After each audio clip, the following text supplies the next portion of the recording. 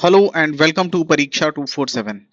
आज हम लोग देखेंगे कि जब भी आप प्रीलिम्स क्वालिफाई करते हैं तो उसके बाद जो अगला स्टेज होता है मेंस, है ना।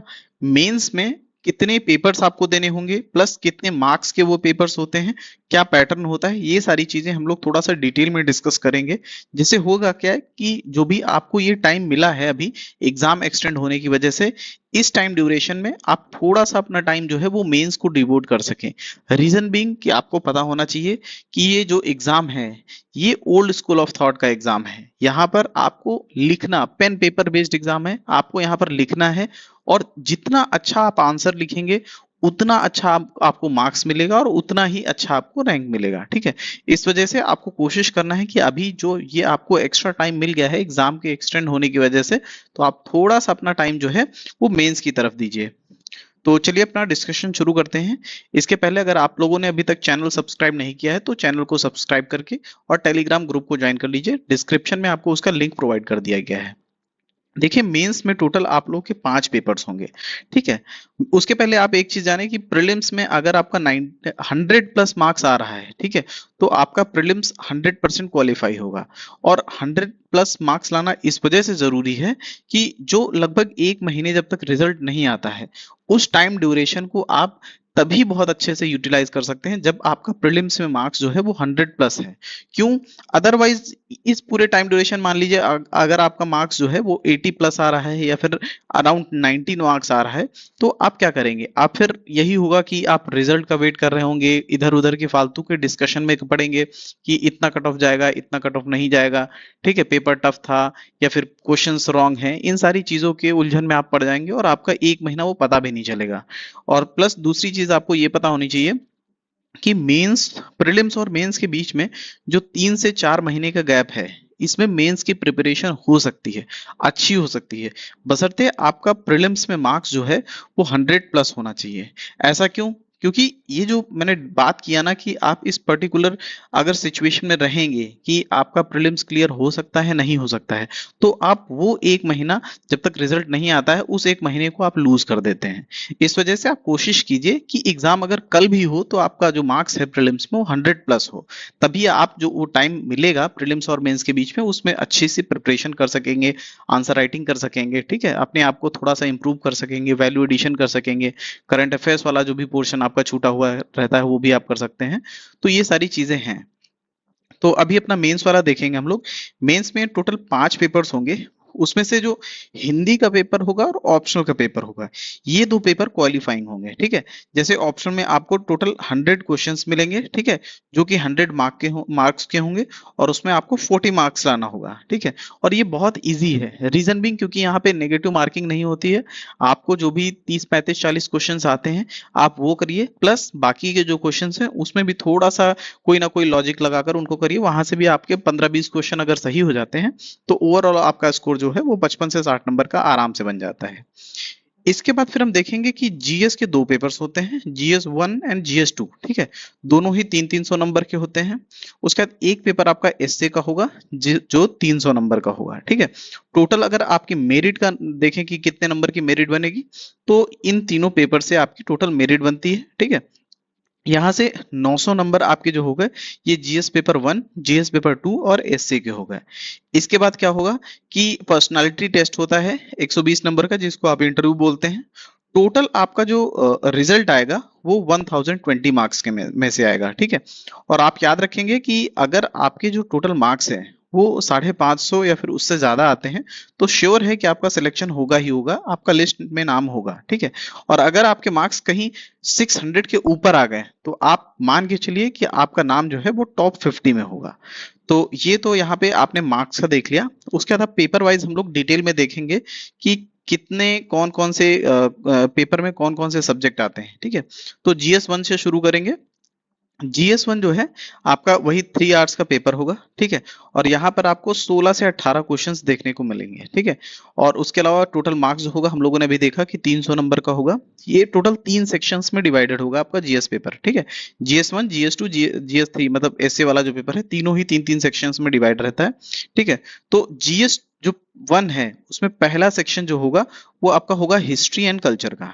इसमें दो आपको लॉन्ग क्वेश्चंस मिलेंगे, ठीक है, 38 मार्क्स के, जो कि टोटल 76 मार्क्स का हो जाएगा।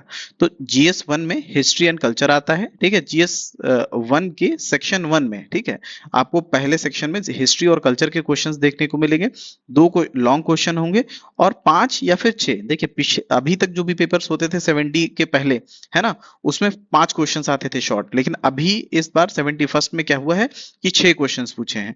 तो 5 से 6 क्वेश्चंस आपको मिलेंगे शॉर्ट क्वेश्चंस, जो कि 38 मार्क्स के होंगे।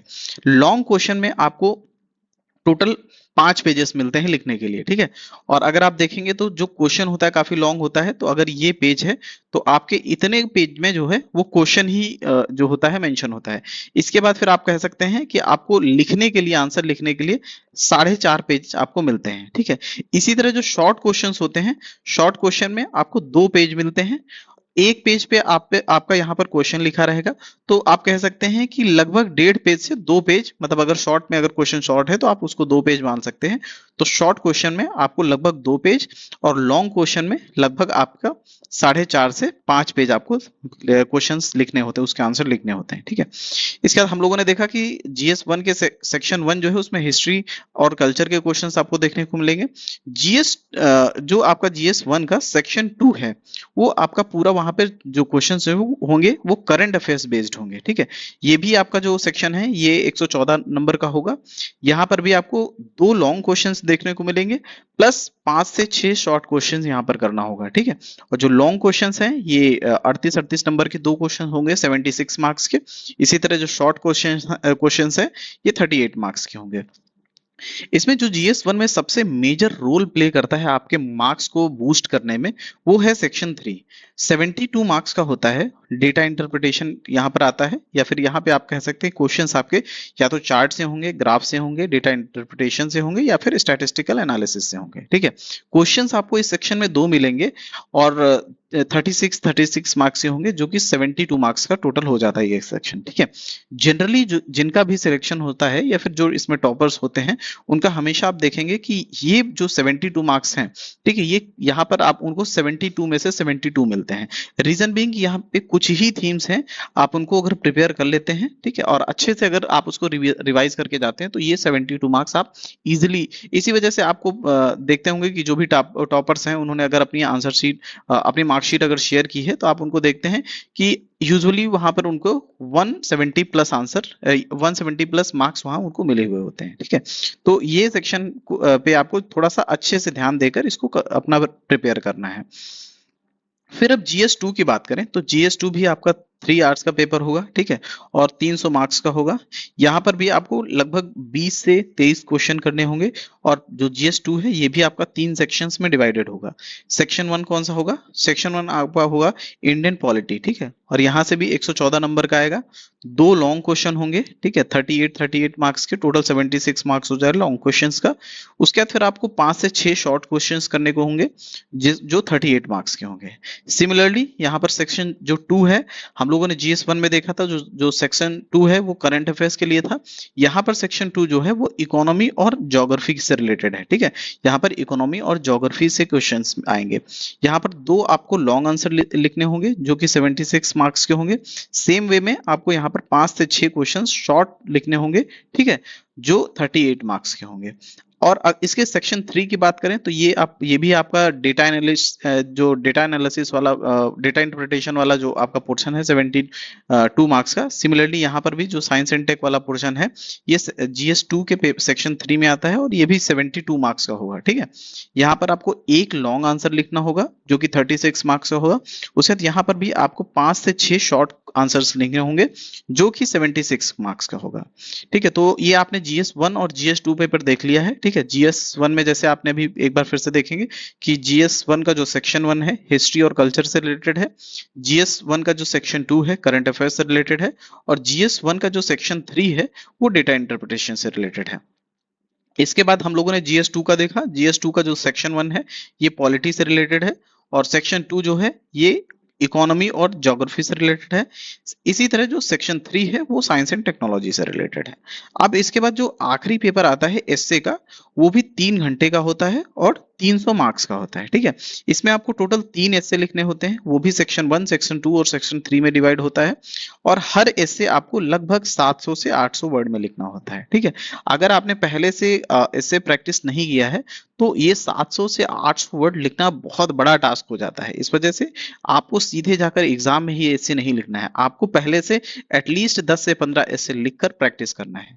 अगर आप देखें तो जो सेक्शन 1 और सेक्शन 2 होता है ये हमेशा जनरल थीम बेस्ड होता है, ठीक है। उसमें भी अगर और स्पेसिफिक आप जाएं तो सेक्शन 1 जो होता है ये आपका फिलोसॉफिकल होता है, और सेक्शन 2 जो है ये आपका थोड़ा सा जीएस बेस्ड रहता है। इसके बाद जो सेक्शन 3 होता है, ठीक है, वो थोड़ा सा कुछ कहावतें होती हैं जैसे, या फिर कोई कुछ लोकोक्तियां होती हैं कि जैसे लास्ट में जो अभी बिहार 71st का मेंस का एग्जाम हुआ है, इसमें एक पर्टिकुलर जो सेक्शन 3 में एक दिया हुआ था कि जकरा लाठी उसका भैंस, है ना। तो ऐसे कुछ ना कुछ कहावतें लोकोक्तियां आ जाएंगी, उस पे आपको लिखना होगा। तो ये भी आप जब तक पोर्शन आप प्रैक्टिस नहीं करते हैं अच्छे से, तब तक आप इसको जस्टिफाई नहीं कर पाएंगे। तो यहाँ पर हम लोगों ने टोटल जो आपका मेंस का पैटर्न है उसको हम लोगों ने डिटेल में डिस्कस किया है, ठीक है। तो अगर आपने अभी तक चैनल सब्सक्राइब नहीं किया है तो चैनल को सब्सक्राइब करके आप टेलीग्राम चैनल को ज्वाइन कर लीजिए। साथ में आपके जो भी फ्रेंड्स एग्जाम की प्रिपरेशन कर रहे हैं बिहार वाले एग्जाम की, तो आप उसके साथ चैनल को शेयर कर दीजिए। Thank you so much.